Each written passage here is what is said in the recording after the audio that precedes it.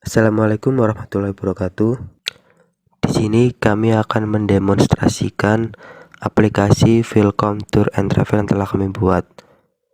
Berikut anggota kelompok yaitu saya, Muhammad Surya Gistian, Kornan Brilian, dan Insi Zaki. Pada bagian kelas diagram karyawan, terdapat kelas karyawan yang menjadi parents, kemudian inheritance dengan kelas sopir travel, kelas admin, dan juga kelas sopir rent car. Nah, untuk tiap kelas sopir travel, admin, dan sopir rent-car akan mengimplementasi kelas interface cetak info karyawan yang memiliki metode yaitu info karyawan. Pada kelas mobil terdapat kelas mobil sebagai parents, kemudian inheritance kepada kelas mobil pribadi, minibus, dan bus. Lalu untuk tiap kelas mobil pribadi, minibus, dan bus juga akan mengimplementasi kelas interface cetak info mobil yang berisi metode info mobil. Lalu ada kelas klien, di sini tidak memiliki relasi diagram karena kelas klien ini itu tidak memiliki hubungan dengan kelas lain, namun objeknya nanti bisa digunakan pada objek kelas atau kelas lainnya. Lalu ada kelas diagram rental, dan travel. Di sini untuk kelas rental akan inheritance dengan kelas travel, karena pada kelas travel itu terdapat beberapa atribut dan juga metode yang sama dengan kelas rental, sehingga bisa menjadikan kelas rental sebagai parent kepada kelas travel. Tiap atribut di sini saya menerapkan enkripsi yaitu protected, sedangkan untuk metode saya menggunakan public. Pada kelas diagram tadi saya juga melakukan polymorphism, misalnya pada kelas child mereka akan melakukan overriding pada metode-metode yang telah didefinisikan atau diinisiasikan kepada kelas parent.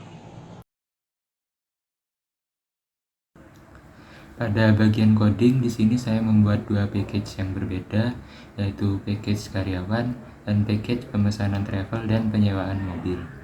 Pada package karyawan terdapat kelas objek admin, kemudian kelas objek supir rent car dan supir travel yang merupakan child dari kelas objek karyawan.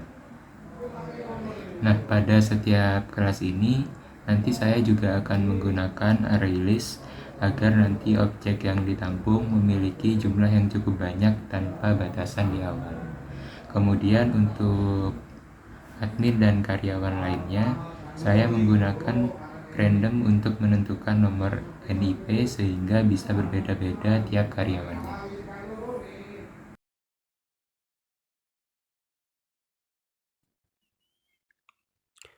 Sama halnya dengan kelas karyawan, pada kelas pemesanan travel dan penyewaan mobil, yakni parentsnya yaitu kelas mobil yang nanti akan memiliki beberapa child seperti kelas bus, kelas minibus, dan kelas mobil pribadi.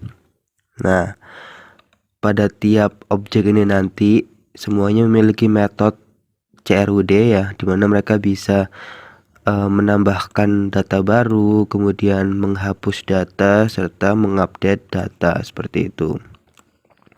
Lalu juga ada kelas rental dan kelas travel, yang mana rental ini nanti memiliki metode yang berbeda dengan travel, karena untuk rental nanti akan ada metode pengembalian, sementara pada travel tidak ada.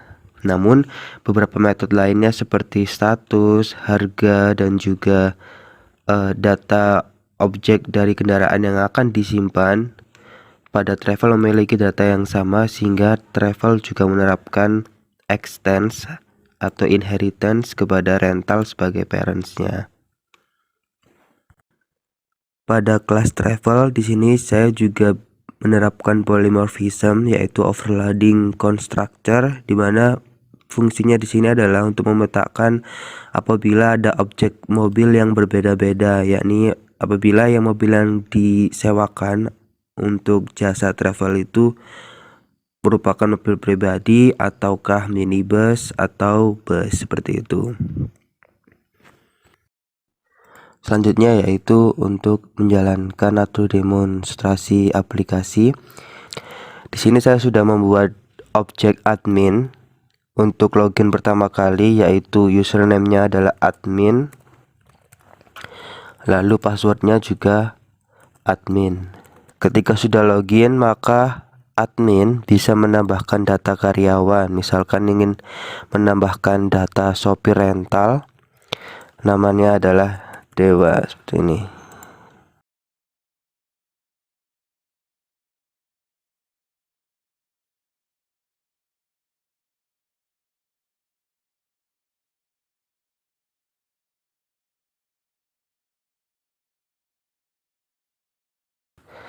Tambah, maka data bisa berhasil ditambahkan, lalu bisa juga diedit dengan cara mengklik data tersebut.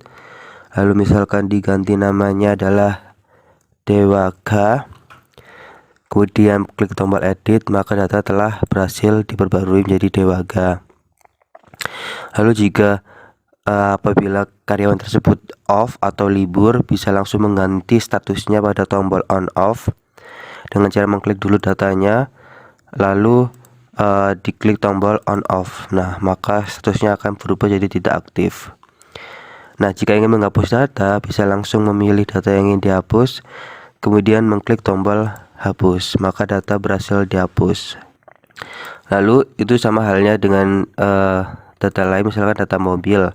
Ketika ingin menambahkan mobil pribadi juga sama, masukkan plat nomor.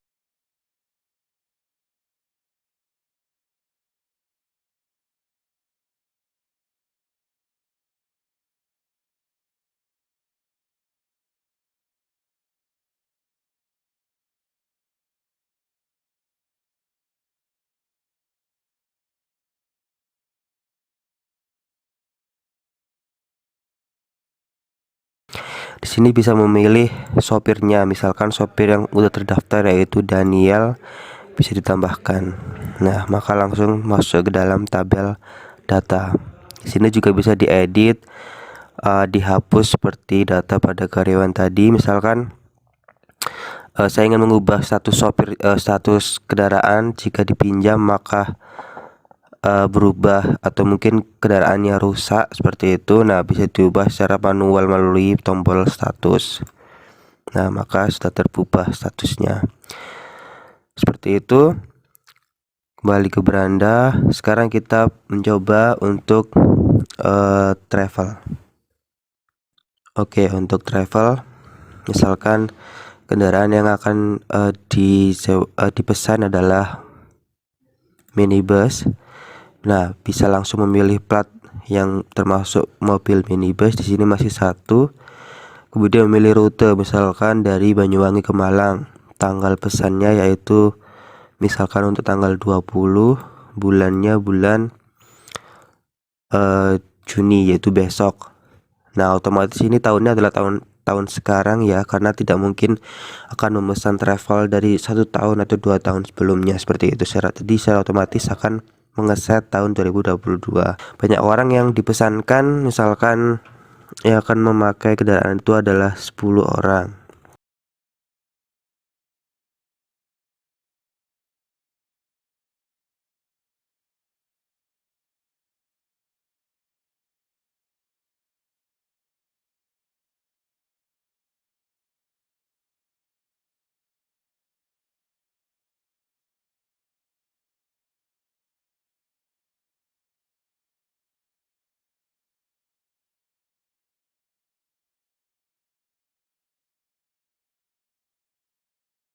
Nah, maka proses penyewaan travel telah berhasil masuk.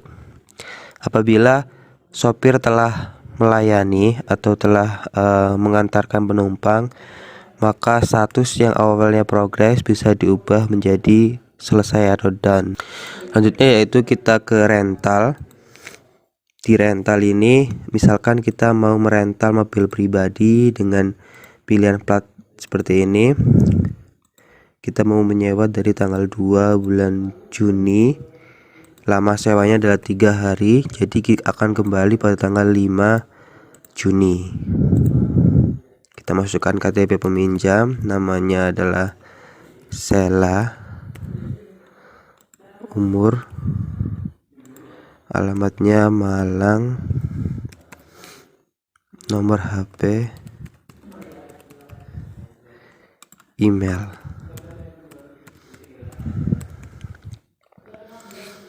Oke, maka data sudah berhasil seperti itu. Lalu apabila mobil telah dikembalikan, maka bisa dengan cara memasukkan kode sewa ini yang akan dimiliki oleh setiap penyewa. Seperti itu. Oke, caranya adalah masuk ke dalam menu pengembalian. Nah, di sini admin harus memasukkan kode penyewaan tadi. Misalkan adalah apabila kode tidak ada, maka akan keluar info atau pop-up adalah data tidak ditemukan. Nah, namun jika ada, maka akan menampilkan data dari penyewaan tersebut. Nah, di sini sudah diketahui kendaraan yang disewa, nama penyewanya Sela. Nah, lama sewa gini. Di sini akan ada pertanyaan apakah mobil terlambat atau tidak. Jika iya, seperti di sini, jika terlambat maka akan ditambah denda 100.000. Jika tidak berarti akan 0 gitu. Katakanlah terlambat.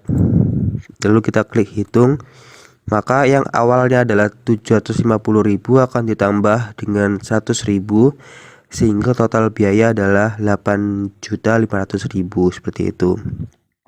Apabila sudah melakukan pembayaran, maka bisa mengklik tombol return. Nah, ketika selesai diklik tombol return, maka data rental tadi telah dinyatakan dikembalikan dengan berhasil sehingga tidak akan muncul lagi pada tabel rental atau data rental mobil seperti itu, karena statusnya telah berubah menjadi selesai atau telah berhasil dikembalikan seperti itu. Apabila sudah selesai, maka admin bisa mengklik tombol logout. Di sini saya juga menerapkan exception handling. Apabila data nomor kemudian gaji diinputkan huruf, maka di sini akan tercatch number format exception dan akan menampilkan pop-up yang berisi invalid, nomor telepon dan gaji harus berupa angka.